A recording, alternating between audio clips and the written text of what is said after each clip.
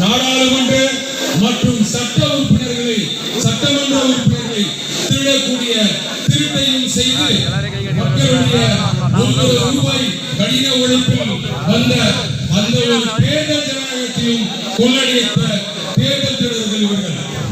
Over the last 10 years, more than 150 paper leaks have taken place across India.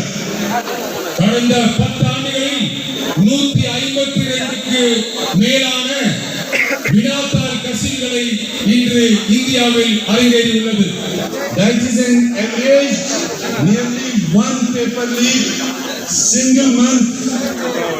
அந்த கணக்கின்படி பார்த்தால் ஒரு மாதத்திற்கு ஒரு வினாத்தாள் கசிவு என்பது நிறுவனமாகிறது. Over 7.5 million, 5 crore students and their families have seen their lives shattered. இதனால் 7.5 கோடி மாணவர்களின் எதிர்காலம் சுக்குநூறாகி இருக்கிறது. And what is the conviction rate?